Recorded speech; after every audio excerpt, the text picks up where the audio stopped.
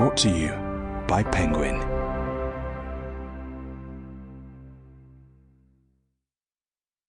Nights Out at Home, Recipes and Stories from 25 Years as a Restaurant Critic. Written and read by me, J. Rayner. For Tiger. Advice for Readers. This is now your audiobook. You can listen to it as you wish, but I do want to help you get the most out of it, so let me offer you some advice. Just off Kingsland High Road in North London is a scuffed and neglected service road, bounded on its north side by an industrial loading bay and on the south by a 1960s office block, which at ground level has enjoyed the attentions of the area's many talented graffiti artists. It's the kind of street you wouldn't choose to walk down, but if you're in the area, you really should. At its far end, there's an alley. It leads to a wide yard which is home to the 40-foot brewery, the Dusty Knuckle Bakery, and more importantly for our purposes, a grill restaurant called Acme Fire Cult. You can hear more about both it and its Viking-esque co-head chef Andrew Clark in the vegetables section. Among the many lovely things on the snack menu, there's a distinctive Bombay mix. Usually, with Bombay mix, I find myself hunting through the toasted, spiced rubble for the few prized nuts.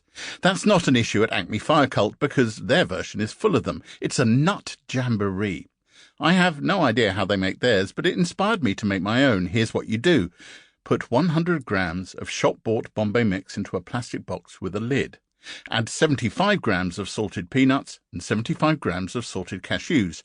You can add any salted nut of choice, but these work for me. You'll need a few extra spices for the increased volume, so add a quarter teaspoon of ground cumin, a quarter teaspoon of smoked paprika, and half a teaspoon of caster sugar. Put the lid on the box and give it a good shake. And there you are, a pimped and exceedingly satisfying Bombay mix. You can make your own adaptations if you fancy. There are flavoured roasted nuts on the market now, including cracked black pepper cashews. They work very well in this. If you want to go the extra mile, you could fry a few curry leaves in oil, crumble them up and throw those in too. It's up to you.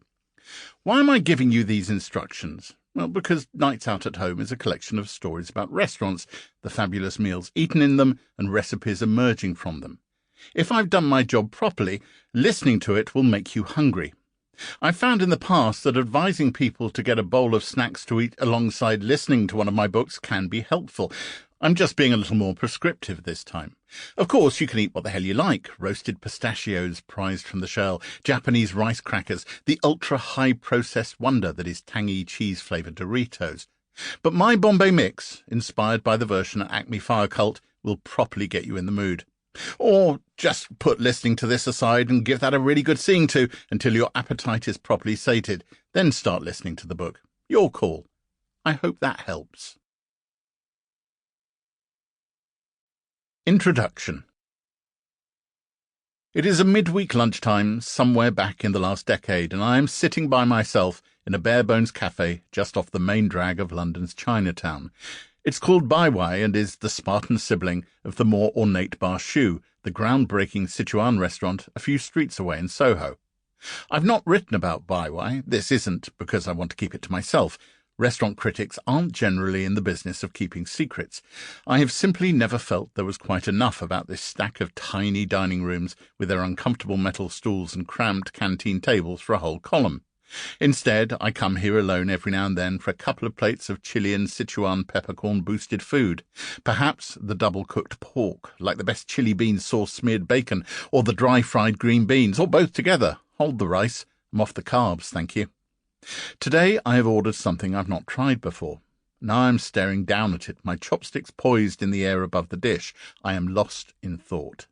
It is a bowl of chopped up and spiced pork spare ribs in a massive heap of shiny dried red chilies. I like it very much. Scratch that, I adore it. I feel, as I occasionally do in my solipsistic way, that it is food cooked specifically with me in mind. Right now, I'm analysing it. The meat is crisp, which means these mini ribs, sections of baby backs, were deep fried, but the bones are soft and chewable. Therefore, prior to hitting the boiling fat, they surely had to have been pre-cooked, which almost certainly means they were braised in one of those deep, dark soy and star anise-boosted liquors that are used again and again in Chinese kitchens. Those master sauce braising liquors become... Sample complete. Ready to continue?